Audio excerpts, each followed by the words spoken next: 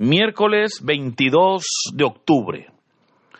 Hermanos, una vez más el Señor nos da la oportunidad de unirnos en la meditación de la bendita palabra de Dios.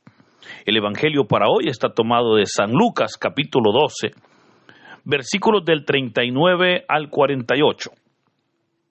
Doy lectura a la palabra de Dios en el nombre del Padre, del Hijo y del Espíritu Santo. Amén. En aquel tiempo Jesús dijo a sus discípulos: fíjense en esto, si un padre de familia supiera a qué hora va a venir el ladrón, estaría vigilando y no dejara que se le metiera por un boquete en su casa. Pues también ustedes estén preparados, porque a la hora en que menos lo piensen vendrá el Hijo del Hombre. Entonces Pedro le preguntó a Jesús: ¿dices esta parábola solo por nosotros o por todos? El Señor le respondió: supongan que un administrador puesto por su amo al frente de la servidumbre, con el encargo de repartirles a su tiempo los alimentos, se porta con fidelidad y prudencia. Dichoso este siervo, si el amo a su llegada lo encuentra cumpliendo con su deber. Yo les aseguro que lo pondrá al frente de todo lo que tiene. Pero si ese siervo piensa: mi amo tardará en llegar, y empieza a maltratar a los otros siervos y siervas, a comer, a beber y a embriagarse, el día menos pensado y a la hora menos inesperada, llegará su amo y lo castigará severamente, y le hará correr la misma suerte de los desleales. El siervo que, conociendo la voluntad de su amo, no haya preparado ni hecho lo que debía, recibirá muchos azotes. Pero el que sin conocerla haya hecho algo digno de castigo, recibirá pocos. Al que mucho se le da, se le exigirá mucho. Y al que mucho se le confía, se le exigirá mucho más. Hermanos, esta es palabra del Señor. Gloria y honor a ti, Señor Jesús. Continuamos, hermanos, con la lectura y meditación del Evangelio de San Lucas. Recuerde que estamos en el capítulo 12, donde hemos leído la continuación del Evangelio del día de ayer. Cuando recuerde que leíamos el día de ayer cómo el Señor Jesús le dijo a sus discípulos: estén listos con la túnica puesta y las lámparas encendidas. Y decíamos que la palabra nos llama a estar vigilantes, pero indudablemente el Señor ha introducido un tema importante, y que es la segunda venida de Cristo. El día de ayer pues hablábamos, ¿verdad?, de estar preparados con las lámparas encendidas, con la túnica puesta. Pero hoy el Señor entonces va a desarrollar ese tema de lo concerniente a su segunda venida. Y por esa razón veamos que dice: fíjense en esto, si un padre de familia supiera a qué hora va a venir el ladrón, estaría vigilando y no dejaría que se le metiera por un boquete en su casa.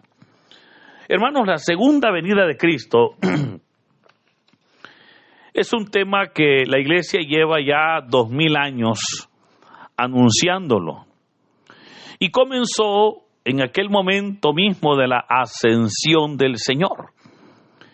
El capítulo 1 del libro de los Hechos de los Apóstoles nos presenta cómo 40 días después de haber resucitado, el Señor Jesús se reunió con sus apóstoles.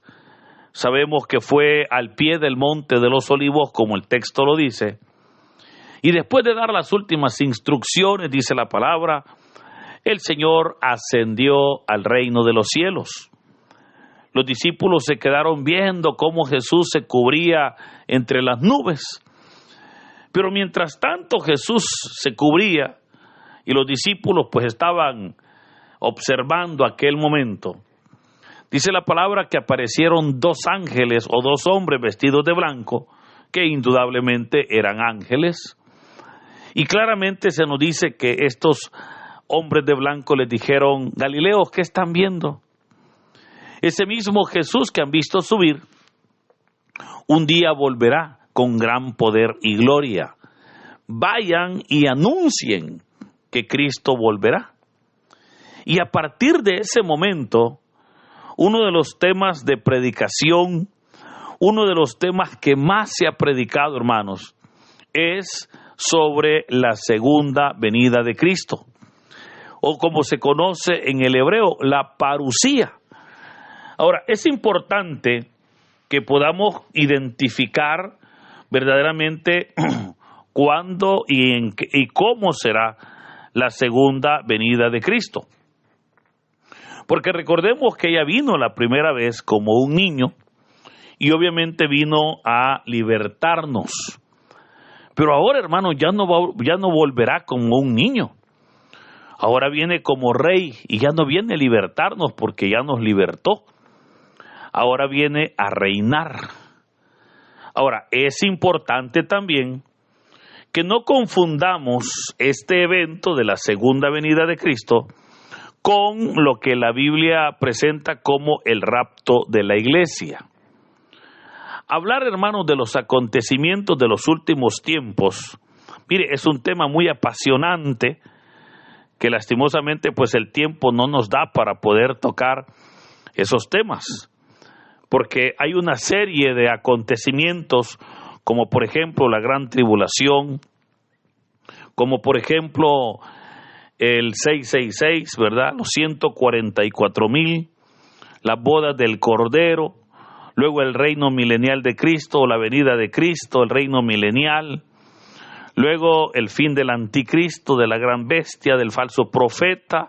O sea, hay una serie de temas que le digo, pues son temas muy especiales y con mucha enseñanza, pero que el tiempo pues no nos da. Ahora, de todos esos temas o de todos esos acontecimientos, la Biblia nos da información clara, precisa, e incluso podemos conocer hasta los tiempos y aquellos detalles. Pero lo que la Biblia no dice es sobre el primer acontecimiento que obviamente desatará el que se desarrollen los demás. Y sí habla la Biblia de cómo sucederá, pero no se nos dice cuándo sucederá. La primera carta del apóstol Pablo a los tesalonicenses, en el capítulo 4, versículo 13, nos habla del arrebatamiento de la iglesia. Y nos habla verdaderamente cómo ese momento será un momento especial. Vea lo que dice Primera Tesalonicenses 4:15. Por esto les decimos a ustedes como enseñanza del Señor, que nosotros los que quedemos vivos hasta la venida del Señor, no nos adelantaremos a los que murieron, porque se oirá una voz de mando, la voz de arcángel, y el sonido de la trompeta de Dios. Y el Señor mismo bajará del cielo, y los que murieron creyendo en Cristo resucitarán primero. Después los que estemos vivos seremos llevados juntamente con ellos en las nubes para encontrarnos con el Señor en el aire. Y así estaremos con el Señor para siempre. Palabra de Dios. Ahora, veamos cómo ese texto que acabo de leer nos describe lo que se conoce como el arrebatamiento de la iglesia. De cómo el Señor viene, se para en las nubes, aparece un arcángel, muchos teólogos dicen que será San Miguel Arcángel. Va a sonar la trompeta, y al sonido de la trompeta los muertos en Cristo resucitan y obviamente van con Cristo. Luego nosotros, dice Pablo pensaba que él iba a estar vivo todavía. Luego nosotros, los que estemos vivos, dice el apóstol, seremos transformados, ¿verdad? O sea, nuestro cuerpo mortal pues será transformado en un cuerpo inmortal, y así pues nos reuniremos con Cristo en las nubes. Ahora, ese acontecimiento, a pesar que dice que Cristo viene, obviamente Cristo no pone un pie en la tierra en ese momento. Él se queda en el aire, pues, porque en el aire es donde nos reuniremos con Él. Ese acontecimiento, hermanos, es el principio o es el primero de todos los acontecimientos apologéticos y obviamente apocalípticos que la Biblia nos presenta. Esos acontecimientos que que la Biblia nos va revelando sobre los últimos tiempos. Pero vea, a partir de ahí comienza todo, porque ahí simultáneamente se dará lo que se conoce como las bodas del Cordero en el reino de los cielos. O sea, los que nos vayamos, porque hermano, espero que usted se vaya conmigo, ¿verdad? Nos vamos con el Señor. Pero para los que se queden, porque muchos se quedan, ¿y quiénes se quedan? Dirá usted, bueno, los incrédulos. Para los que se queden comienzan lo que se conoce como la gran tribulación. Ahora, ambos acontecimientos, tanto las bodas del Cordero como la gran tribulación, duran 7 años. Por eso le digo, ahí sí ya podemos contar días y meses y hay fechas. A los 7 años, ahí es donde viene Cristo, y a esa venida es lo que se le conoce como la segunda venida. Ahora, no sabemos cuándo, porque a pesar de que sabemos que se dará 7 años después del arrebatamiento de la iglesia, justamente no sabemos cuándo será el arrebatamiento de la iglesia. Y por esa razón es que Jesús dijo en el Evangelio, estén preparados, porque a la hora en que menos lo piensen, vendrá el Hijo del Hombre. El Evangelio de San Mateo, capítulo 24, versículo 45, dice, y verán venir al Hijo del Hombre sobre las nubes del cielo, con gran poder y gloria. De igual manera, Apocalipsis 19:11 también nos presenta el momento cuando Jesús venga montado en un caballo blanco. Vendrá el Señor obviamente en victoria, pero por esa razón es que el Señor repite e insiste, estén preparados. Pero hermanos, aquí surge la pregunta, ¿verdad? ¿Y cómo me puedo preparar o cómo debo de estar preparado? Y el Señor les dijo, supongan que un administrador fiel y prudente a quien su amo lo puso a cargo de repartir a su tiempo el alimento. Puedo recordarle que en la antigüedad se contrataban mayordomos. Estos eran esclavos con cierta autoridad. Los mayordomos se encargaban de cuidar todos los bienes de su señor y obviamente pues administrarlos adecuadamente. Ahora, estos mayordomos, el texto dice que debían de tener 2 cualidades, y estas 2 cualidades era que tenían que ser fieles y prudentes. ¿Por qué tenían que ser fieles? Bueno, porque administraría los bienes de su señor. O sea, no iba a administrar sus propios bienes. Un administrador administraba los bienes de su amo. Entonces, la fidelidad era un elemento necesario para que este administrador pudiese salir bien evaluado. Pero el segundo elemento o la segunda cualidad es que dice la palabra que tenía que ser prudente. ¿Y a qué se refiere el texto cuando dice que tenía que ser prudente? Porque, hermanos, tenía que ser sabio con los bienes de su señor. Porque recuerde, él debía de encargarse de cuidar que todos los sirvientes recibieran su alimento. O sea, que aquella casa estuviese saliendo adelante, pues, o sea, que todo fuera resolviéndose. Pero era el administrador que debía entonces de administrar bien los bienes, de manera que alcanzara para todos. Así el Señor entonces nos exhorta a prepararnos. Porque, hermano, el Señor a nosotros nos ha puesto al frente de mucho. Somos administradores de los bienes de Dios. Y tal vez usted dirá, hombre, pero esto tal vez los líderes, ¿verdad? Si hablamos de la iglesia, pues aquellos que están al frente de la obra, etcétera. Pero hermano, le recuerdo que el Señor a todos nos ha dado grandes tesoros. Mire, lo primero que nos ha dado es la vida. Somos administradores de la vida. Y obviamente debemos de administrarla bien. ¿Por qué razón? Porque un día vamos a devolverla, fíjese. Un día vamos a entregar la vida. Porque recuerden, y la vida es nuestra. Y como cuando la entreguemos, obviamente ahí será donde podremos ver qué tan buenos administradores fuimos, qué tanto cuidamos lo que Dios nos dio. Pero no solo la vida nos ha dado. Mire, nos ha dado una familia. Nos ha dado, hermanos, tantas habilidades, tantas capacidades.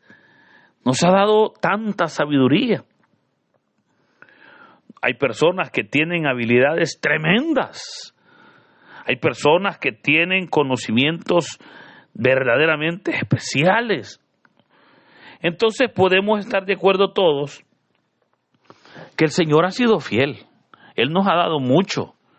Pero aquí es donde ahora viene la pregunta, ¿verdad?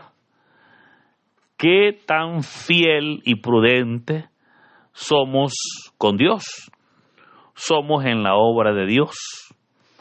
Y si lo somos, bueno, ¿qué es lo que estamos cosechando? Por eso, vea, el Señor dijo, dichoso ese servidor, cuando el Señor venga y lo encuentre cumpliendo con su deber, ¿verdad? O sea, ahí sí que habrá dicha, verdaderamente será dichoso. Pero, ¿cuál es la clave aquí? Porque el Señor la está diciendo.